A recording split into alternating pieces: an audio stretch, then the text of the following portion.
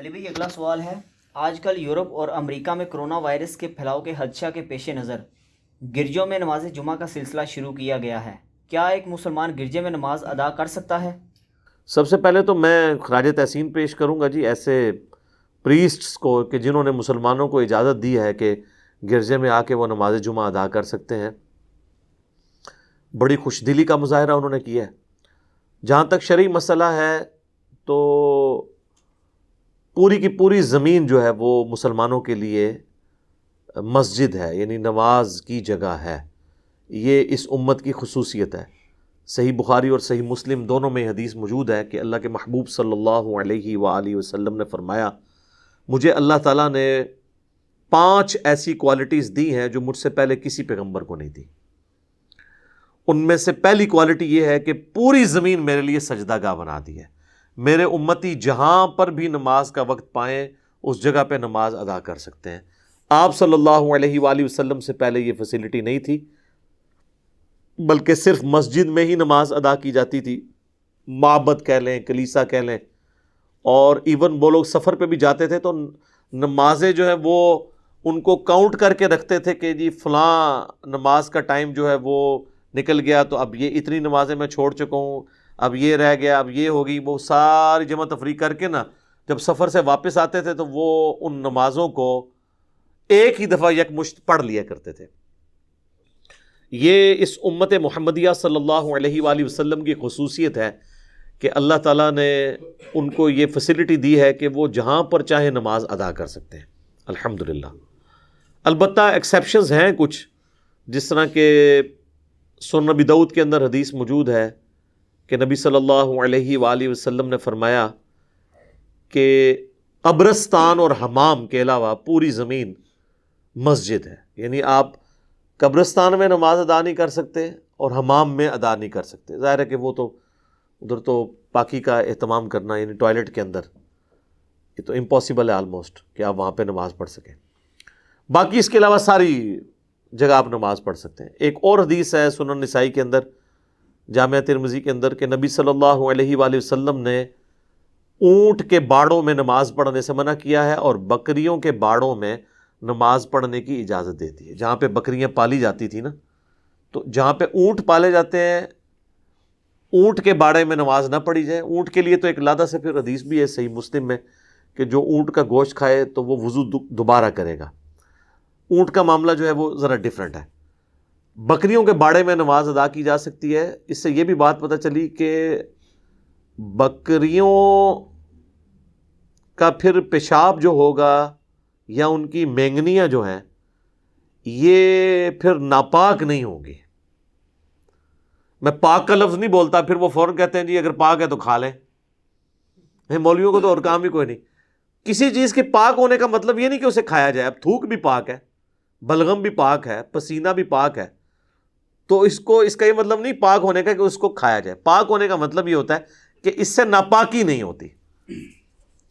جتنے گھریلو جانور ہیں ان کے پیشاب اور گوبر وغیرہ اگر اس طریقے سے ناپاک ہوتے تو جن لوگوں کا ذریعہ معاش اس کے ساتھ جڑا ہوا ہے ان کے لیے تو زندگی کی سروائیول بڑی مشکل ہو جاتی ہے۔ عرب کے لوگ تو سارے اسی کے اوپر ڈیپینڈنٹ تھے، تو یہ پاسبل نہیں ہے۔ تو یہ میں نے ایک ضمناً اس حوالے سے مسئلہ بتا دیا۔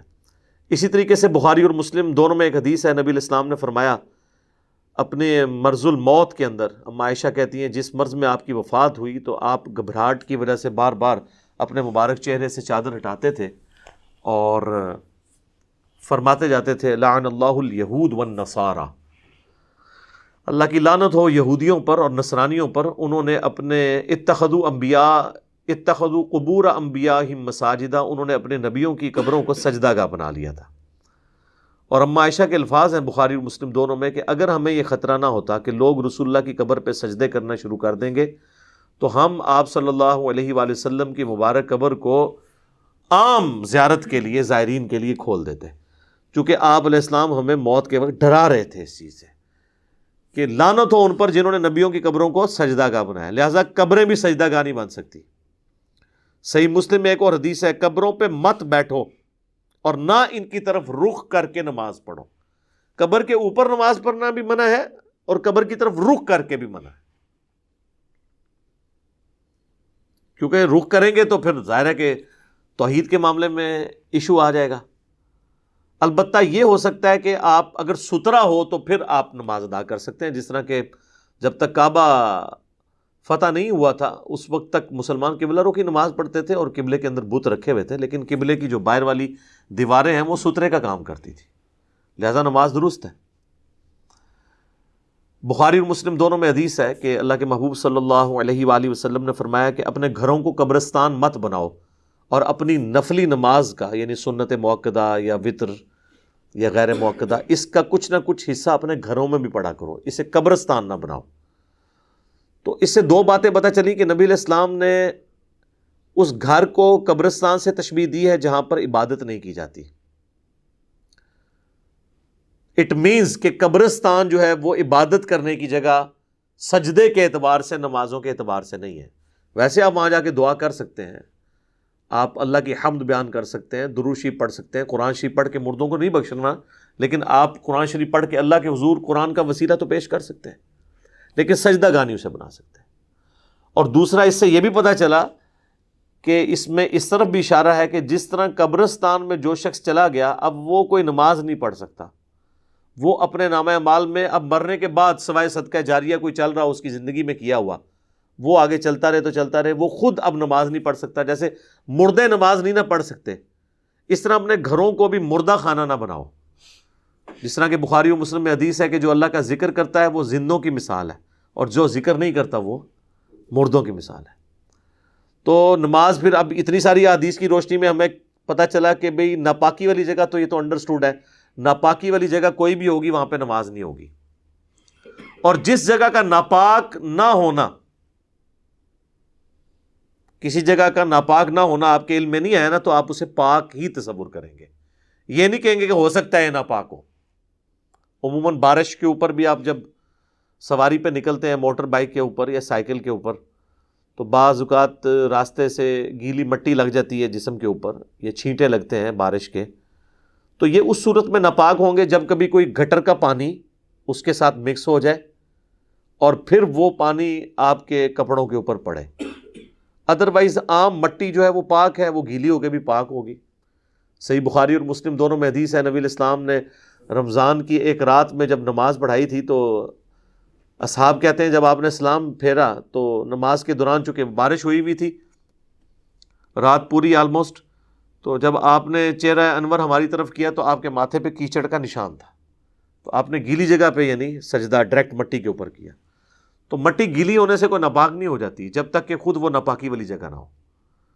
تو فی نفسی ہر جگہ پاک ہے، لیکن پاک جگہوں میں بھی ایسی جگہ ہیں کہ جہاں پر آپ اگر ان کا پاک کرنا آپ انشور بھی کر لیں تب بھی نماز پڑھنے سے منع کیا گیا ہے۔ اونٹوں کا باڑا،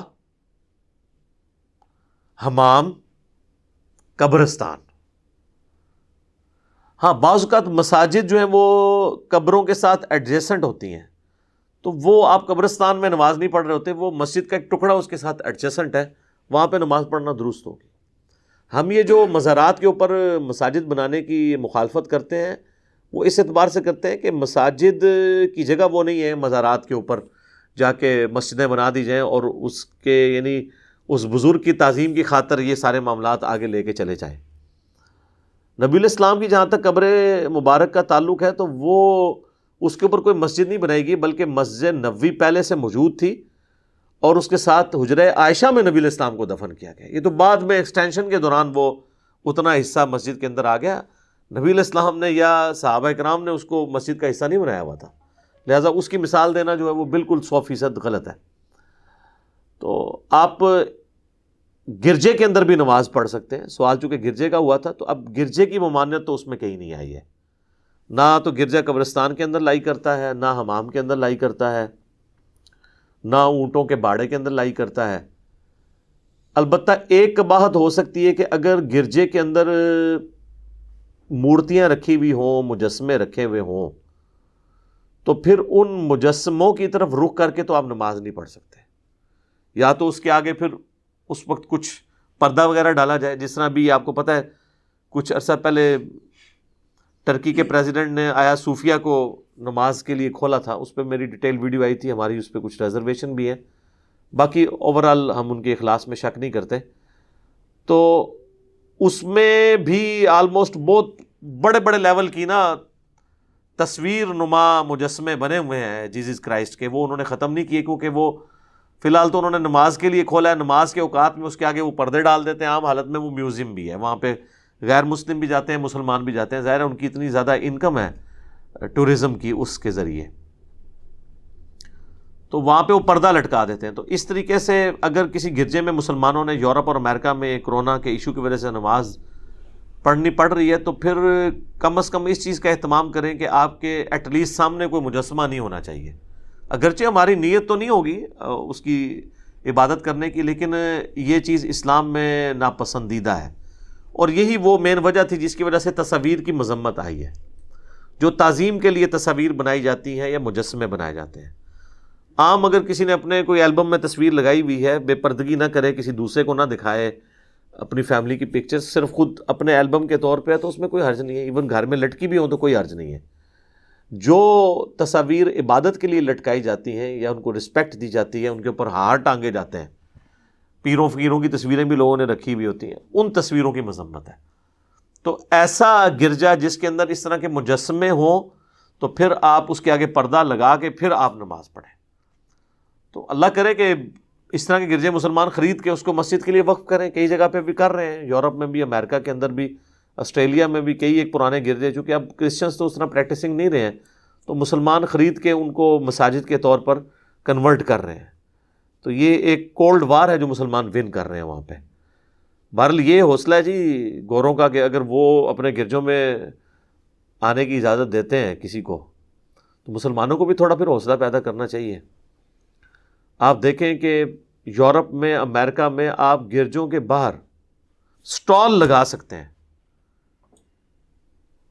جس میں آپ اسلام کی دعوت ان کو گوروں کو پیش کریں، جو لوگ باہر نکل رہے ہیں ان کے سامنے سٹال، یہ ایون احمد دیداس صاحب رحمہ اللہ تعالیٰ کے جو اسٹوڈنٹس ہیں انہوں نے سٹالز لگائے ہوتے ہیں، اور باقاعدہ وہ سارے کرسچینٹی کے جو فرسودہ عقائد ہیں ان کو کنڈیم کرنے والے کتابچے اس پہ رکھے ہوتے ہیں، اور باقاعدہ وہ آواز دے کہ اس جیزس گاڈ، کیا جیزس گاڈ ہے، اس طرح مختلف چھوٹے چھوٹے ٹاپک پہ انہوں نے کتابچے ہیں وہ دیتے ہیں، اور کبھی کسی گرجے والے نے ان کو نہیں کہا کہ یہاں سے اپنا سٹال اٹھاؤ۔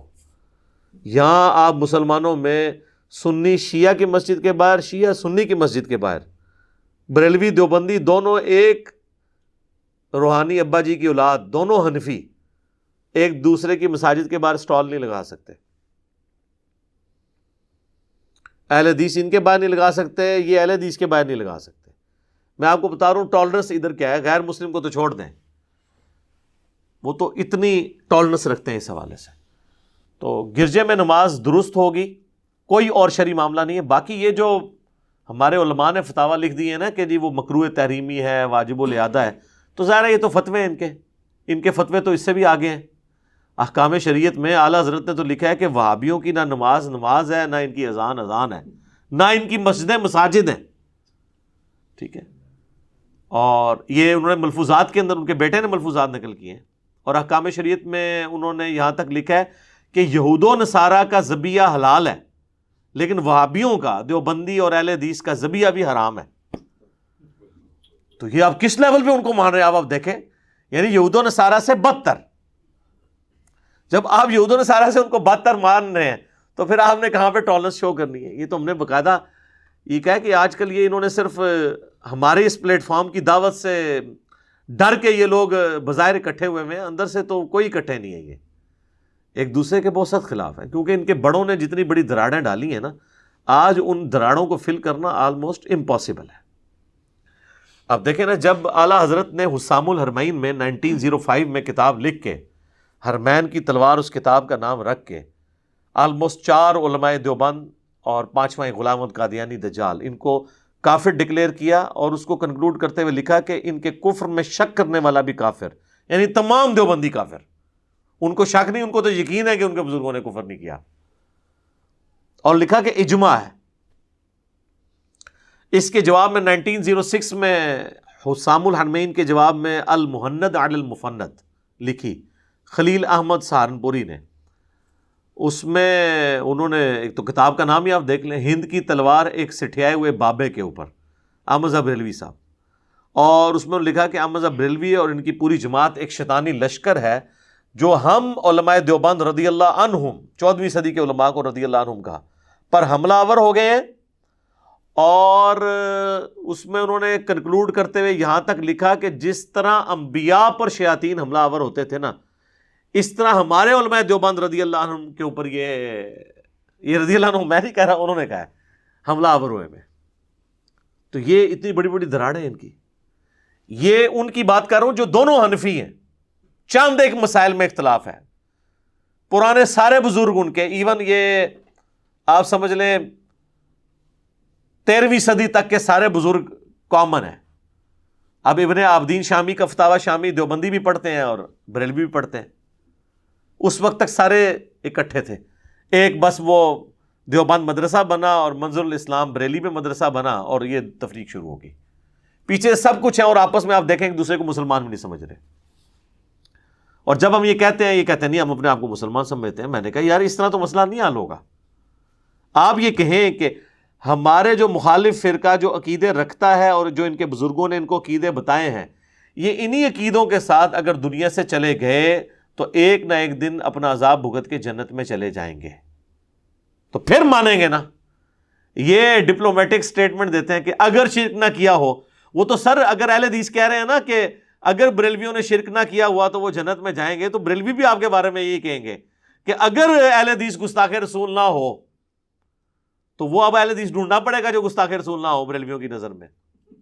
ٹھیک ہے، یعنی ایسی مچھلی جو ہوا میں اڑتی ہو تو ہم اسے پرندہ مان لیں گے. تو ابھی تک تو اس طرح کی کوئی مچھلی نہیں ہے. تو یہ تھریٹیکل سٹیٹمنٹس ہوتی ہیں. تو ایک دوسرے کو مسلمان نہیں سمجھتے، بالکل نہیں سمجھتے. اور اہل حدیث تو خیر اس میں سب سے آگے ہیں. میں سمجھتا ہوں اس وقت پوری دنیا کے اندر جتنا یہ تکفیریت پھیلی ہوئی ہے نا، اس میں 2 مکاتب فکر مجرم ہیں بڑے لیول کے اوپر. میں یعنی سب کو نہیں کہوں گا، ایک تو یہ سلفی اسکول آف تھاٹ یعنی اہل حدیث اور دیوبندی. بریلوی بھی گستاخ رسول کہہ کے آلموسٹ تکفیر ہی کر رہے ہوتے ہیں، لیکن ان کا اس طریقے سے ذرا تھوڑا سخت رویہ نہیں ہے کہ وہ کافر و مشرک ڈائریکٹ آ کے کہتے ہیں. تو یہ تکفیریت انہوں نے اٹھائی ہوئی ہے. اور آج بے شک یہ آپس میں ایک دوسرے کو کہتے رہے کہ جی ہم نہیں، جی بھائی ہیں ہمارے. وہ بھائی بوئی کوئی نہیں سمجھتے ہیں.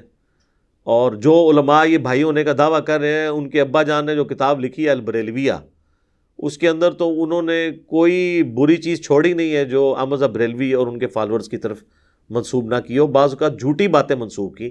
میں نے اس کتاب کا بھی پوسٹ مارٹم کیا ہوا ہے، وہ آپ یوٹیوب کے اوپر جا کے دیکھ سکتے ہیں. اہل حدیث علماء کا احمد رضا بریلوی پر الزام. تو یہ ایک دوسرے کو کچھ نہیں سمجھتے. بہرحال مجھے وہ گرجے سے یاد آیا کہ یار کم از کم جیوز اور کرسچنز، یا ایٹ لیسٹ کرسچنز کے اندر تو اتنا حوصلہ موجود ہے کہ وہ مسلمانوں کو اپنی عبادت گاہوں میں آ کے نماز پڑھنے کی اجازت دے رہے ہیں. تو نماز وہاں پہ بالکل درست ہوگی. اسی طریقے سے کسی گراؤنڈ ایریا میں نماز جمعہ ادا کرنی پڑ جائے پبلکلی، مساجد کے بند ہونے کی وجہ سے، یا مسجد کم پڑ جائے، تو ایک کیٹاسٹرافک کنڈیشن ہے، تو آپ کی نماز بالکل درست ہوگی. اس میں کوئی پریشانی والی بات نہیں ہے. اکثر لوگ چونکہ پوچھتے رہتے ہیں. تو یہ مجسموں والا جو معاملہ ہے نا، یہ بھی صرف کیتھولک کے ساتھ جڑا ہوا ہے. پروٹیسٹنٹ جو ہیں ان کے گرجوں کے اندر مجسمے نہیں ہوتے، وہ اس چیز کو بدعت سمجھتے ہیں. اسی لیے کیتھولک ان کو جو ہے نا وہابی کہتے ہیں. ہاں، پروٹیسٹنٹ کو کیتھولک جو ہیں وہ وہابی کہتے ہیں. ٹھیک ہوگا جی. ابھی اذانوں کا وقفہ کر لیتے ہیں، پھر انشاءاللہ بقیہ کے سوالات اذانوں کے وقفے کے بعد انشاءاللہ تعالی.